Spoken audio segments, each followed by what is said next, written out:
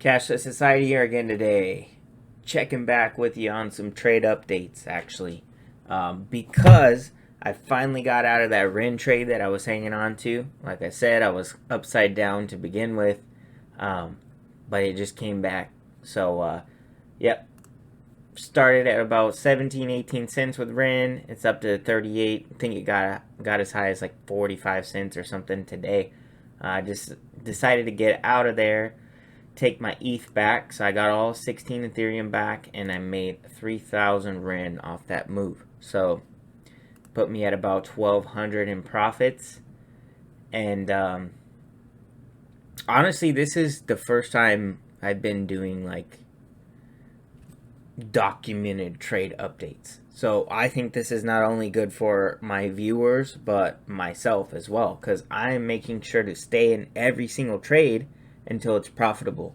And I'm demonstrating that you can do it. You just have to be patient.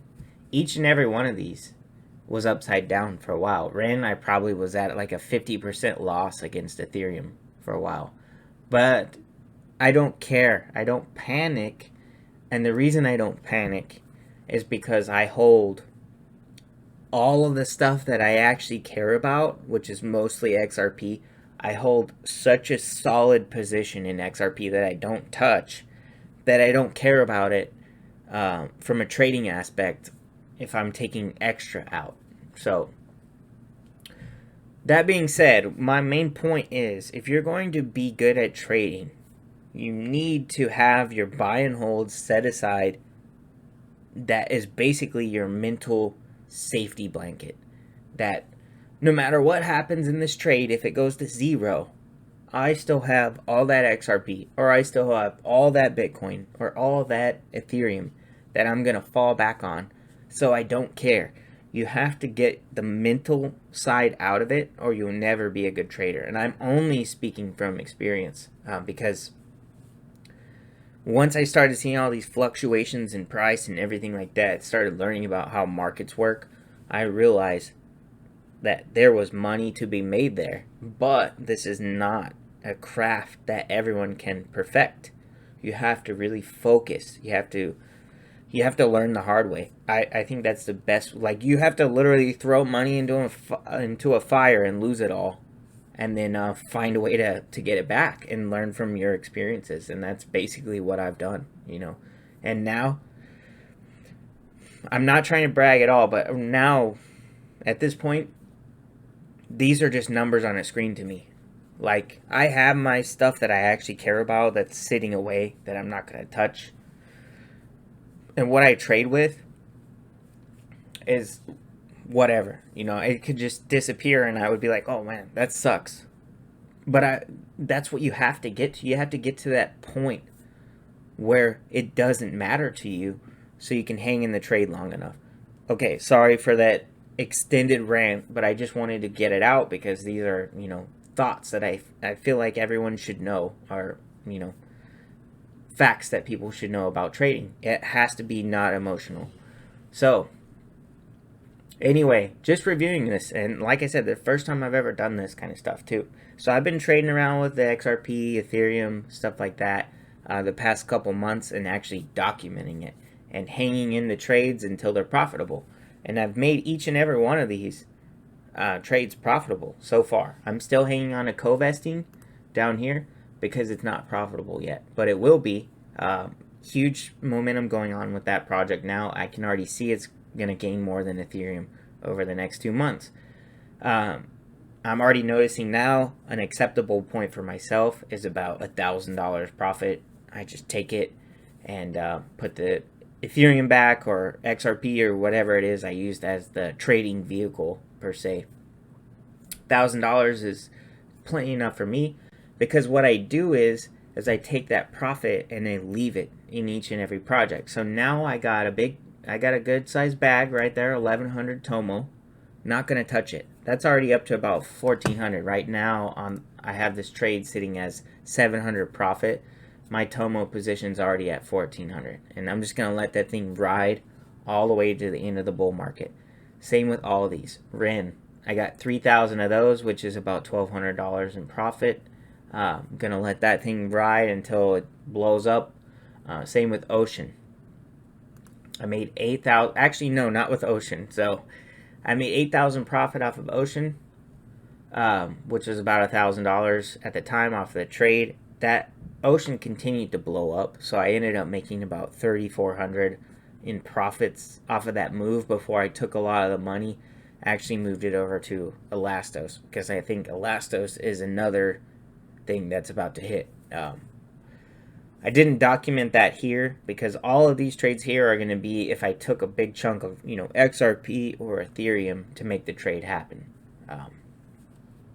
But that about covers it. I'm still hanging on to that co-vesting. Co-vesting spiked into a profitable trade a couple days ago, but there's just not enough liquidity there for me to actually capture it, so I'm waiting till it's probably a lot higher than where I even want to sell at, so I can actually get some gains. But anyway, that's where I'm sitting. So I also wanted to make this video to just do some quick TA heading into next week, because I believe next week is going to be explosive. So let's look at the charts. Alright, so first off, Bitcoin. So, I don't know about you, but me, when I look at this chart, I see a chart that's about to explode. So basically, where it's at right now is the resistance point that it's battling with. It's kept battling with this for, since the end of July, 3 weeks, 2 weeks. The way I see this actually playing out is going to be, hold on just a second. So we're basically in kind of like this bull pennant, as you see here. And I believe, hold on. All right, so this is what we're in. And I think as soon as we can get through that resistance, we're going to see a pretty quick move up. So, as I've said, I think we're heading to about 15,000 off this move. I could see for sure. Up to 15,000, and I wouldn't be surprised, honestly, if that happens this week. We'll see. If not within 2 weeks, tops. By the end of the month, 15,000. That's my target. Just looking at the chart. As I've always said, with sharp Bitcoin moves, you get even sharper moves in Riot. Riot is just waiting for Bitcoin to blow up. It's like, I don't know. I don't even know who buys this stuff, to be honest. I've been looking at it forever, but, I mean, when Bitcoin moves 5%, Riot flies like 20. And then the options contracts for Riot go like 40, 50, 80. I've seen them do 80, 90% in a day on the options contracts. A lot of volatility in there, low liquidity, all that good stuff. But hey, now I'm holding these forever. So, but anyway, I think Riot's going to continue to have an impressive August. And I think $10 is a good price target by the end of the month for Riot. Personal opinion. Could be totally wrong. We'll see. Next up, XRP. So XRP, as I've shown, has been in this basically descending wedge that it broke out of. It's on its way up, as I've shown you. Got the cross on the moving averages. Now we got this. Let's zoom in. Now we got this nice bull flag that it was forming, already broke out of. Now it's finding support on top of it, and the moving averages, like I said, are about to get up over this downtrend as well. And I think that's about all she wrote for XRP. If you guys are not in XRP right now, you either need to reconsider or you're gonna be sweating it later on. I'm sorry, that whole bankers crypto narrative is not going to work out. You're essentially betting against the Fed and all the powers that be and all the people that actually control all of your money. So, bad bet. Anyway, that's another topic for discussion. But XRP looks great from a technical standpoint. So, here we are. I think next week is going to be explosive for everything. Bitcoin, Riot's going to have a good week. XRP looking good. And of course, Ethereum. I have charts like this with every crypto project. I have one for Bitcoin as well. It looks like Bitcoin's already starting to move today too, which is crazy. It could get up over this resistance and then it's gone. But anyway, back to Ethereum. As you can see, starting to definitely get into the areas that I had for price targets. I'm still thinking towards the end of the year we're going to be around that 900 price point. We'll see as things progress. But yeah, out of every one of these, if someone told me, hey, put your money all in one spot, I wouldn't even think for a second to put it all in XRP. And that's not only because of XRP's fundamentals, their connections to everything. It's because of the TA, the chart. I've showed before, but we're down here. Like, we just got this cross. We're forming this little pennant that happened once again. We're right here. Personal opinion. We're going to get some consolidation just like this, and then we're out of there. So I think that's exactly what's happening right now in this XRP chart. And I feel like I would be a fool to bet against it. So I'm not. I'm betting on it. But that about covers the Sunday technical analysis. So I really appreciate you watching. I hope I provided some value to you. And as always, please like and subscribe, share with your friends and family, and stay tuned for the next one. Thanks.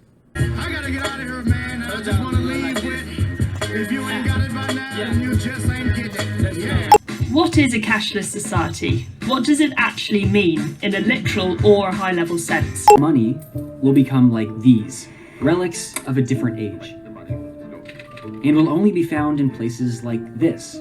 In other words, hard cash will disappear. It will become electronic, transferred by things like these. Then Tracy is in Beijing to show us what a nearly cashless society actually looks like. Ben, good morning. Mobile payment transactions in China reached a cumulative total of 277.4 trillion RMB in 2018, ranking #1 in the world, according to the recently released statistical report on internet development in China. As of June 2019, online payment users in the country reached 633 million. The cashless society is now approaching. When's the last time you paid with cash? Well, chances are cash has taken a backseat to the plastic in your wallet and smartphone pay apps. Denver 7's Ryan Luby explains the digital pay revolution and why not everyone is on board. A cashless society, a cashless society. The cashless society. The cashless society is now approaching. The cashless society.